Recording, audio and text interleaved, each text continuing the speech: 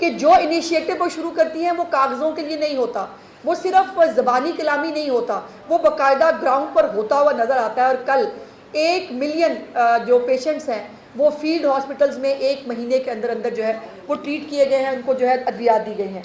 दूसरी बात यह है कि ज़ाहिर है जब आपकी नीयत अच्छी होती है तो अल्लाह पाक भी उसमें आपका साथ देते हैं। और ये भी जो आपको देखने और सुनने को मिला, जो मैं आप तक पहुँचाना चाहती थी कि चीफ मिनिस्टर साहबा को अभी वज़ीर आला बने हुए 100 दिन से कुछ दिन ऊपर हुए हैं, पंजाब के मजमूई कर्ज़ों में 23 अरब रुपए से ज़्यादा की कमी हुई है। और वो थे बहुत सारे लोग जो एक तरफ जो है वो कहते थे मैं मर जाऊंगा, मैं फांसी ले लूँगा, लेकिन मैं IMF में नहीं जाऊंगा, दे के भी गए, हमें कर्ज़ों में बता के भी गए। कुछ फैक्ट्स मैं आपके साथ इसके हवाले से शेयर करना चाहती हूँ कि पंजाब के मजमूई कर्ज़ों में 23 अरब रुपये की कमी हुई है। और वज़ीर आला बनने से पहले, मरीम नवाज़ साहिबा के वज़ीर आज़म बनने से पहले 1708 अरब रुपए का मकरूज़ था पंजाब, 1708 अरब रुपए का मकरूज़ था। और अब पंजाब का कर्जा जो है वो 1685 अरब जो है वो रह गया है। इंशाल्लाह ताला इसमें भी बहुत तेज़ी से आप कमी देखेंगे। 2015-16 में जब शहबाज शरीफ साहब खादमे आला थे, उस वक़्त जो है पंजाब के ज़िम्मे सिर्फ 458 अरब रुपए कर्जा था, सिर्फ 458 अरब रुपए कर्जा शहबाज साहब दे के गए थे।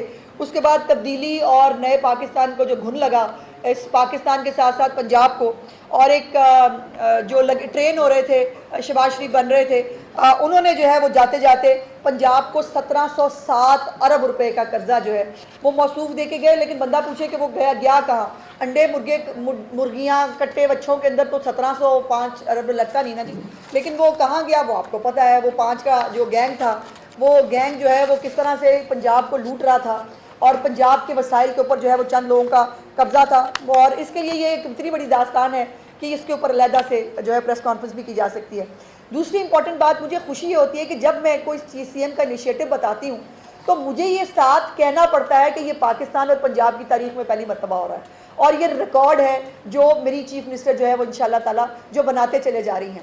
उसके अंदर अब यह है कि 1954 से आज तक गंदम की मद में जो है वो कर्जा भी लिया जाता रहा, साथ साथ उसका सूद भी जो है वो हुकूमत को अदा करना पड़ता था, और ये अरबों रुपए में बनता था।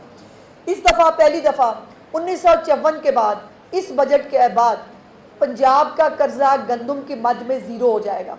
पंजाब के ऊपर कोई लाइबिलिटी नहीं रहेगी। जो लाइबिलिटीज़ हैं वो इंशाल्लाह ताला पंजाब हुकूमत पे करने जा रही है, और कोई लाइबिलिटी जो है वो नहीं रहेगी पंजाब के ऊपर। ये भी अल्हम्दुलिल्लाह ये एक फिर से क्रेडिट है मेरी चीफ मिनिस्टर का। और पंजाब ने हमेशा अपना रोल प्ले किया है बड़ा भाई होने का भी। हमने हर सूबे के साथ जो है वो कोई मुश्किल है, कोई अच्छा वक्त है, हम इकट्ठे गुजारने पे बिलीव करते हैं। लेकिन अजीब बात यह है कि अभी भी मुल्क के अंदर नफ़रत की, इंतशार की जो सियासत है उसको हवा दी जाती है। अब जो सवात के अंदर वाक़या हुआ है, यकीन मानिए उस पर दिल बहुत तकलीफ़ में है। और ये नहीं है कि उसमें कोई पंजाबी शहरी था, पंजाबी पख्तून की बात नहीं है। बात यह है कि अगर सरगोदा के अंदर पुलिस वाले जो हैं वो कोई खुशगवार वाक़या होने से रोक सकते हैं, अगर SP शहर बानो एक खातून को रेस्क्यू कर सकती है, तो इस शख्स के लिए भी बल्कि जो है वो थाना छोड़ के भाग गए सवात की पुलिस, और ये नाखुशगवार वाक़या हुआ। इसके ऊपर जो है वो जितनी भी तकलीफ़ का इजहार किया जाए कम है, और ईद के दिनों में ये होना यकीनन बहुत तकलीफ है। दूसरी तरफ जो है वो मेरी चीफ मिनिस्टर ने कल सैनिटरी वर्कर्स को बुलाया हुआ था। वो सैनिटरी वर्कर्स जिनको पास से गुजरने भी शायद कोई नहीं देता इज़्ज़त और एहतराम के साथ, उस सैनिटरी वर्कर्स वो उन तमाम कुर्सियों पर बैठी जहाँ मेयर बिलाल बैठते हैं, वो सैनिटरी वर्कर्स को उतनी ही इज्जत मिली चूँकि वो काम करके आए थे, चूँकि उन्होंने डिलीवर किया था।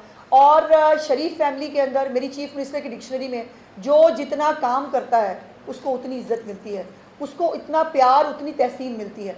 और ये कल सैनिटरी वर्कर्स, यकीन मानिए जब मैं वो निकल रहे थे तो 2-3 खवातीन जो चीफ मिनिस्टर साहब के साथ खड़ी थी, उनकी आंखों में आंसू थे। उन्होंने कहा सामने छाड़े ना तो कोई सलाम दुआ नहीं लेंदा।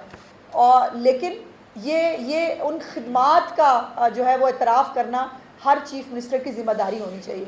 लेकिन यहाँ पर मतलब ये भी सुनने को मिला कि जी पंजाब के पास जो है अफसरान ज़्यादा अच्छे हैं। सारे मुल्क में एक ही तरह के अफसरान हैं, और अफसरान आपको पता है शफल होते रहते हैं, एक सूबे से दूसरे सूबे, दूसरे सूबे से तीसरे सूबे। फ़र्क होता है लीडरशिप का, फ़र्क होता है उस विजन का जो चीफ मिनिस्टर जो है वो अपने सूबे को देती है। मैं नाम नहीं लेना चाहती, लेकिन आज भी ईद के 4-5 दिन गुजरने के बाद भी मुख्तलिफ सूबों में आज भी आलाइशें सड़कों पे पड़ी हैं और लोग जो है वहाँ पर वावेला कर रहे हैं। जो ट्रांसपोर्ट के हवाले से जो चीफ़ मिनिस्टर साहबा का 100 डेज़ का विज़न है, जो चीफ़ मिनिस्टर साहबा ने इनिशिएटिव शुरू किए हैं, हमारे बहुत एनर्जेटिक और मेहनती वज़ीर बिलाल मेरे साथ मौजूद है। मैं उनसे गुजारिश करूँगी कि वो अब प्लीज़ कुछ जो है वो आपके साथ शेयर करें। बिस्मिल्लाहिर्रहमानिर्रहीम जी। सबसे पहले तो जी मैं अज़मा साहिबा का शुक्रिया अदा करूँगा, आप सबका शुक्रिया अदा करूँगा, अपनी चीफ़ मिनिस्टर का सबसे ज़्यादा शुक्रिया अदा करूँगा कि उन्होंने एक ऐसा रवाज डालते जा रही हैं वो पंजाब के अंदर कि हमें पंजाब के अंदर वाकई काम होता नज़र आ रहा है। जो बात चलती थी कि जी खाली वादे, हमारी हुकूमत उस पर यकीन नहीं रखती, जो वादा किया जा रहा है वादा पूरा किया जा रहा है। जो 100 दिन का विजन सीएम साहिबा का था उसमें हमारे ट्रांसपोर्ट डिपार्टमेंट शामिल ही है, लेकिन पूरे पंजाब के लिए जो स्टेप्स उन्होंने लिए हैं, मैं दावे के साथ कहता हूँ कि जहाँ पर लोगों की 10-10 साल से हुकूमत चल रही है, अब 11वां साल चल रहा है, शायद वो अभी तक वो 100 दिनों के हमारे बराबर काम नहीं कर पा रहे और इस वजह से शायद उनको इस बात का गुस्सा भी है। अगर हम ट्रांसपोर्ट की बात करें, ईद के मौके के ऊपर तकरीबन एक हफ़्ता पहले ईद से 10 तारीख से वर्किंग शुरू हो चुकी थी कि किसी को हमने फालतू किराया चार्ज नहीं करने देना। हमारी खुशकिस्मती हुई कि बीच में पेट्रोल का रेट भी कम हो गया, जिसकी वजह से हमने किराए भी कम कर दिए और वो किराए कम करने के बाद किराए हमने इम्प्लीमेंट भी कराए। ये एक रिकॉर्ड है कि 10 तारीख से लेकर 20 तारीख के दरमियान तकरीबन जिन लोगों ने ओवर चार्जिंग कोशिश की उनको तकरीबन 80 लाख रुपए के जुर्माने किए गए हैं। 3846 गाड़ियाँ हैं जिनको फ़ाइन किया गया, 776 गाड़ियों को बंद किया गया। तकरीबन अगर आप हिसाब लगाएं तो 34 लाख से ज़्यादा रकम है जो कि पहली दफ़ा पंजाब के अंदर मुसाफिरों को वापस की गई जिनको उनसे पैसे लिए गए थे। और इस बात को खाली एक किताबी बातें नहीं है, जब आप मुसाफिरों के पास हम खुद गए, हमारे सेक्रेटरी आर्टिस्ट सड़कों के ऊपर रहे, अड्डों के ऊपर रहे, हमारे डिप्टी कमिश्नर जो हैं वो हर जगह खुद चले गए, हम लोग खुद हर जगह जाते रहे और हमने मेक श्योर किया कि ये सिर्फ बात जो है अदाद शुमार पर ख़त्म ना हो जाए और ये हकीकत पर मबनी हो। और आपने देखा होगा टीवी पर, सोशल मीडिया के ऊपर लोगों के एक्चुअली अपने टेस्टिमोनियल चल रहे हैं जिसके अंदर वो बता रहे हैं कि हमारे साथ तो ये हैरानकुन बात है कि हमें लोग पैसे वापस कर रहे थे और हम उनसे पूछते थे हमें क्यों पैसे वापस कर रहे हैं, तो उनको बताया गया कि आपकी चीफ मिनिस्टर साहिबा का ऑर्डर है कि कोई बंदा भी आज के बाद से फालतू किराया आपसे नहीं ले सकेगा। तो इसके लिए मैं मरीम नवाज शरीफ साहिबा को बहुत मुबारकबाद पेश करता हूँ। ट्रांसपोर्ट एक ऐसा डिपार्टमेंट है जिसकी बुनियाद ही PMLN ने रखी है। इससे पहले बिल्कुल ऐसे ही था कि बस हवा में बातें हो रही थी। शहबाज शरीफ साहब ने अपने दौर के अंदर तकरीबन 27 रूटों पर खाली लाहौर के अंदर AC बसें चलाईं।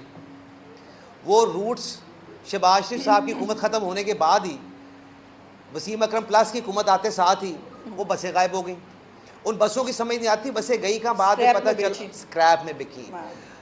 हमाद अजहर साहब की स्क्रैप मिलों के अंदर बिकी। आपके मीडिया ने, अकलौते आप लोग हैं जिन्होंने आवाज़ उठाई, आप लोगों ने इसकी पॉइंट आउट किया, लेकिन हुकूमत ने इस बात को दबा दिया और औने पौने करोड़ों की बसें औने पौने बेच के इन्होंने अपनी जेबें भरी हैं। लेकिन जो हमने BRT सिस्टम्स बनाए, जो हमने ऑरेंज लाइन बनाई जिसको ये लोग सफ़ेद हाथी कहते रहे, जंगला बस कहते रहे, आज मैं आपको बताना चाहता हूँ कि वो 10 लाख लोगों को पंजाब के अंदर रोज़ ट्रांसपोर्ट कर रही है और हम बिल्कुल बेयर मिनिमम पे चल रहे हैं। एक बहुत बड़ा वावेला है कि जी 12 अरब की सब्सिडी है, अगर आप उसको डिवाइड करें कितने लोग उस पर सालाना सफ़र करते हैं तो 40 रुपये फ़ी बंदा बनती है, जो कि कुछ भी नहीं है।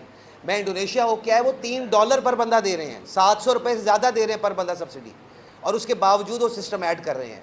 हमें CM साहिबा ने ये ऑर्डर किया है, हमें उन्होंने ये विज़न दी है, उन्होंने हमें बताया है कि जो 10 लाख की नंबर है इसको हमने अपने 5 सालों में इंशाल्लाह 20 लाख से भी ऊपर लेकर जाना है, क्योंकि ये वो गरीब अवाम है जो कि अपनी सवारी अफोर्ड नहीं करती और अगर हम इनका हाथ नहीं पकड़ेंगे, इनकी मदद नहीं करेंगे, इनके लिए आसानी पैदा नहीं करेंगे तो फिर ये कहाँ जाएंगे। और मैं ये आपको बताता चलूँ कि इंशाल्लाह पहले साल के अंदर 630 बसेस इंपोर्ट हो रही हैं मुख्तलिफ शहरों के लिए, जिसके अंदर 100 बस फैसलाबाद की है, 78 बसें रावलपिंडी के लिए आ रही हैं, 110 बसें जो हैं वो मुल्तान के लिए आ रही है, 300 बस लाहौर के लिए आ रही है और 27 EV बसेस का टेंडर हो चुका हुआ है जो कि दिसंबर के महीने के अंदर इंशाल्लाह आपको लाहौर की सड़कों पर चलती नज़र आएंगी। और हमारी कोशिश है ये EV बसेस 27 इसलिए मंगाई गई कि पायलट प्रोजेक्ट है और हमें उम्मीद है कि हम आवाम का जो पैसा है, जो टैक्स का पैसा, हम ज़ाया नहीं करना चाहते।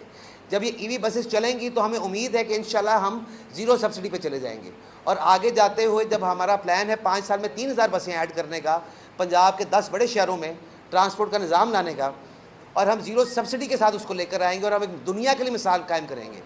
लाहौर के अंदर, बाकी शहरों के अंदर जो पोल्यूशन का मसला है वो भी हल होगा और ट्रांसपोर्ट का और ट्रैफिक का जो मसला है इंशाल्लाह उसको भी हम हल करेंगे। इसके अलावा जो स्टूडेंट्स के लिए खुशखबरी सीएम साहिबा लेके आई, जो कि 20,000 बाइक की शक्ल में थी, 1,000 इलेक्ट्रॉनिक मोटरसाइकिल थे और 19,000 पेट्रोल बाइक्स थी। लेकिन जब इस मंसूबे की हमने तफसील अपनी सीएम साहिबा को बताई कि इसके अंदर ईवी बाइक्स के लिए तकरीबन 8,000 बच्चियों ने अप्लाई कर दिया और सिर्फ उनके लिए 500 बाइक्स हैं, तो बगैर सोचे उन्होंने कहा कि आप फौरी तौर पे जिन बच्चियों ने अप्लाई किया उन सबको आपने ई बाइक्स देनी है, क्योंकि हम चाहते हैं कि बच्चियाँ एम्पावर हों, ये बच्चियाँ उस डर और खौफ से बाहर निकलें जो कि इस मुल्क के अंदर फैलाया जा रहा है। जो टैबूज इस मुल्क में आपने कायम किए हैं उनको हम ख़त्म करना चाहते हैं, उनको हम तोड़ना चाहते हैं। हम बताना चाहते हैं कि यह महफूज मुल्क है, ये बच्चियाँ जो हैं इस मुल्क का हिस्सा हैं और इसके अच्छे आज़ाद शहरी हैं, इज़्ज़तदार शहरी हैं। और जब तक हम अपनी वुमेन वर्क फोर्स को साथ लेकर नहीं चलेंगे, जो कि 52% ऑफ द पॉपुलेशन है, आप भूल जाएं कि मुल्क आगे चलेगा।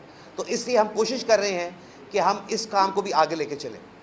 जिस तरह के अज़मा साहिबा ने फरमाया कि इस सूबे के अंदर 100 दिन के अंदर जितने काम होते चले आ रहे हैं, ये जो प्रोजेक्ट्स हम आपको गिनवाते आके, ये रोज़ आपको आके बताती हैं, ये ख्वाब नहीं है, ये वो 90 दिन का प्लान नहीं है जो कि इमरान खान साहब आपको देके गए थे।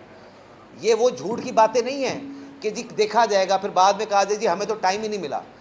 हमें लोग कहते हैं कि जी आप 3.5 साल के ऊपर जो उनकी हुकूमत थी उस पर बहुत ज़ोर देते हैं। हम उस पर इसलिए बहुत ज़ोर देते हैं कि उन 3.5 साल में इस पंजाब का, इस मुल्क का चलता हुआ पहिया तोड़ दिया गया, हमें बैसाखियों पर लाकर खड़ा कर दिया गया, कर्ज़े जो कि 72 साल में लिए गए थे उसके बराबर कर्ज़े ले लिए गए। हमें समझ नहीं आई कि वो कर्ज़े कहाँ लगाए गए।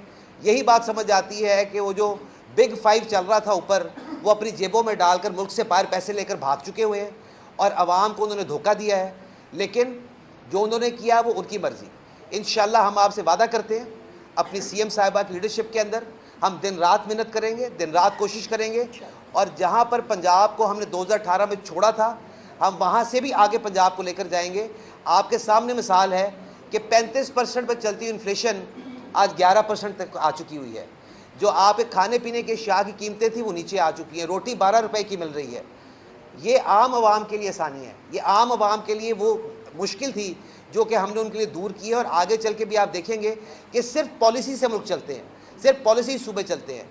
आज के दिन तक 100 दिन से ऊपर की हुकूमत सीएम साहिबा की हो चुकी है और उनकी एक दिन भी छुट्टी नहीं है। उन्होंने एक दिन भी ये नहीं कहा कि मैं कहीं बाहर का दौरा कराती हूँ या मैं कहीं छुट्टी लेकर रेस्ट कर लेती हूँ। इधर वो भी लोग थे जो कि 11 बजे दफ्तर आते थे और 5 बजे घर भाग जाते थे अपने और कहते थे जी बहुत काम किया, मुल्क बहुत हमने अच्छा चला लिया है। ये एक सूबा 12 करोड़ का सूबा है, इसकी खिदमत करने के लिए आपको अपने आराम और आसाइशें छोड़नी पड़ेगी, दिन रात काम करना पड़ेगा। इन्होंने जिस तरह फरमाया कि वो सैनिटरी वर्कर, वो आरटी सेक्रेटरीज, वो डीसीज, वो सारा स्टाफ जो कि ईद पर अपने बच्चों को छोड़कर और सीएम साहिबा की ज़ेर सदारत उनकी नुमाइंदगी के अंदर उनके कहने के ऊपर अपने बच्चों को छोड़कर लोगों के लिए आसानियाँ पैदा करने निकले थे। उसकी सिर्फ वजह ये थी कि उनकी जो लीडर थी वो ख़ुद भी जाग रही थी और वो ख़ुद सारी चीज़ों को मॉनिटर कर रही थी और वो देख रही थी कि मैंने पंजाब को कहाँ लेकर जाना है। Thank you. अच्छा बिलाल साहब, ये फरमाइएगा कि लाहौर में अगर आप ट्रांसपोर्ट की बात करें तो लाहौर में ट्रांसपोर्ट का इतना बुरा निज़ाम है और चिंसी अक्सर से जितने जो एक्सीडेंट जो है रिपोर्ट किए जाते हैं वो भी तारीख का एक हिस्सा है। आप ही बताएं कि सबसे ज़्यादा जो मुसाफिर हैं वो जल्लो मोड़ से लेकर और टोकर न्याज से लेकर वहाँ पे आज तक कभी बस नहीं चलाई गई।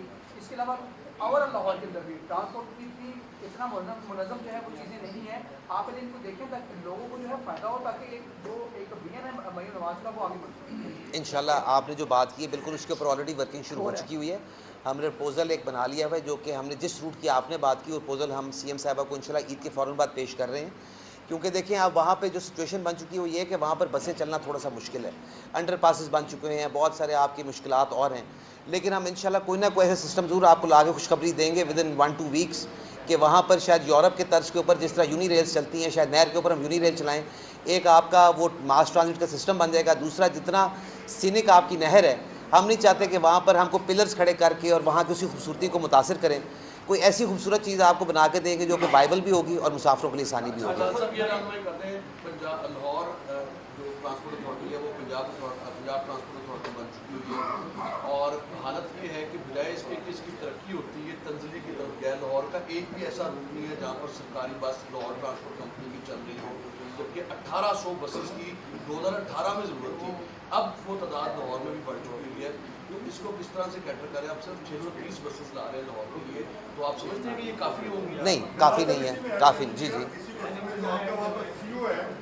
ट्रांसपोर्ट कंपनी का उसको आपने हटा दिया बाद में वो, लेकिन इसके बाद वो वहाँ से गया नहीं, वो वापस उस डिपार्टमेंट के अंदर उसका इंश्योरेंस जो बरकरार रखा गया था कि आपने आती ही बोर्ड जो है दोबारा तश्कील दिया था, लेकिन उस बोर्ड की इम्प्लीमेंटेशन आज तक नहीं हो सकी।